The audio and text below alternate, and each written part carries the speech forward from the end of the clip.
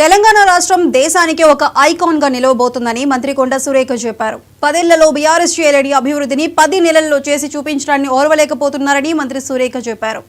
BRS పార్టీలో హరీష్ రావుకు కేటీఆర్ కు పడక ఏం చేయాలో తెలియక అయోమయ పరిస్థితుల్లో మాట్లాడుతున్నారని మంత్రి విమర్శించారు. మహిళా లోకానికి కాంగ్రెస్ ఎల్లప్పుడూ తోడుగా ఉంటుందంటున్న మంత్రి కొండా సురేఖతో వరంగల్ ప్రతినిధి శ్రీధర్ మరింత సమాచారం అందిస్తారు. రాష్ట్రవ్యాప్తంగా యావత్ జనమంతా వరంగల్ వైపు చూస్తున్నారు. వరంగల్లో ఈ రోజు జరిగే సీఎం సభకైతే పూర్తి స్థాయిలో సమయాలు ఏర్పాటు చేస్తున్నారు. ఈ రోజు వరాల జల్లుతో సీఎం రేవంత్ రెడ్డి ఎలాంటి వరాలు ఇవ్వబోతున్నారో తెలుసుకునే ప్రయత్నంలో మనం ఈరోజు వరంగల్లో ఉన్నట్టు ఆర్ట్స్ అండ్ సైన్స్ కళాశాల వద్దాం. ఇక్కడ చెప్పండి మేడం, ఈరోజు వరంగల్లో సీఎం రేవంత్ రెడ్డి తీసుకున్నటువంటి నిర్ణయాలు ఒక మంత్రిగా కొండా సురేఖ గారు మీరు భుజాన్ని వేసుకున్నారు. 2 రోజుల నుంచి ఇక్కడ చాలా పరిశ్రమంగా తీసుకున్నారు. డాయస్ కూడా పూర్తి స్థాయిలో ఏర్పాటు చేశారు. ఈ రోజు వరాలు వరంగల్కు అదేవిధంగా రాష్ట్రపతులకు ఎలా ఉండబోతున్నాయి? ఇది వరంగల్ అనేది ఒక ఎట్లా అంటే ఐకాన్గా తీసుకోవచ్చు మనం. ఎందుకంటే ఈయన ఇచ్చిన ఈ కార్యక్రమాలు, ముఖ్యమంత్రి గారు ఇచ్చిన కార్యక్రమాలన్నీ కూడా ఇంప్లిమెంట్ అయితే వరంగల్ ఒక రేంజ్లో డెవలప్ అవుతుంది. దానివల్ల రెవెన్యూ పెరుగుతుంది, ఇక్కడ ఉపాధి ఉద్యోగాలు పెరుగుతాయి, అన్ని కుటుంబాలలో సంతోషం వెళ్ళి విరుస్తుంది. ఎన్నో దశాబ్దాల నుంచి కూడా ఉన్నటువంటి ఆలోచనలకు ఈరోజు ఒక తుది రూపం ముఖ్యమంత్రి గారు ఇవ్వడం అనేది మా వరంగల్ ప్రజల అదృష్టంగా నేను భావిస్తా ఉన్నాను. ఎయిర్పోర్ట్ అయితేనేమి, అండర్ గ్రౌండ్ డ్రైనేజ్ అయితేనేమి, ఇతర శంకుస్థాపన కార్యక్రమాలు కూడా చాలా తీసుకుంటా ఉన్నారు. ఇవన్నీ కూడా ప్రజలకు అభివృద్ధిని అదేవిధంగా సంక్షేమాన్ని దృష్టిలో పెట్టుకొని వారు చేసిన ఈ కార్యక్రమాల వల్ల మేము ఎంతో వరంగల్ని ముందుకు తీసుకుపోయే అవకాశం ఉంది. వరంగల్ బిడ్డగా ఒక కొండా సురేఖ ఈరోజు సంతృప్తి పడేటువంటి అంశము మీకు ఈ కళ్ళ ముందు కనబడుతుంది. దాదాపుగా 4,000 పైచిలకు కోట్లు వరంగల్కి తీసుకోవడం కూడా వరాల జల్లు కురిపించే పరిస్థితి మీ చేతుల్లో జరిగింది. ఎట్లా అనుకుంటున్నారు? గర్వంగా చెప్తున్నాను కదా, గర్వంగా ఉంది. నేను అందరూ ముఖ్యమంత్రులు చూశాను, చాలా మంది ముఖ్యమంత్రులను చూశాను నేను ఎమ్మెల్యే అయిన దగ్గర నుంచి. కానీ విభిన్నంగా ఇప్పుడు ఈవెన్ రాజశేఖర రెడ్డి గారిని కూడా నేను చూశాను. కానీ రాజశేఖర రెడ్డి గారు కూడా వచ్చి ఇక్కడ ఏమైనా సమస్యలు ఉంటే తెలుసుకొని మళ్ళీ వెళ్ళి వెంటనే వాటిని జీవోల రూపంలో మా సీఎం అష్యూరెన్సెస్ కింద మంజూరు చేసి ఇచ్చి మళ్ళీ నెక్స్ట్ టైం వచ్చి ఫౌండేషన్ వేసారు.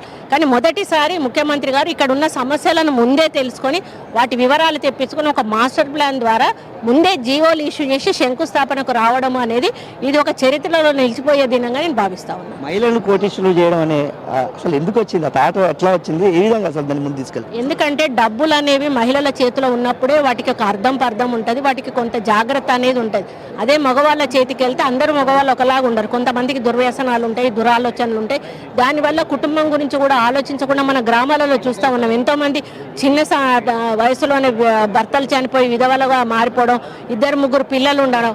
దానివల్ల ఏమవుతుందంటే కుటుంబాలు రోడ్డున పడతాయి. అదే ఒక మహిళ చేతికి మనం ఆర్థిక స్వాతంత్రం ఇచ్చినట్టయితే ఆ కుటుంబాన్ని పోషించుకుంటుంది, పిల్లలను జాగ్రత్తగా చూసుకుంటుంది, ఆ కుటుంబం సంతోషంగా.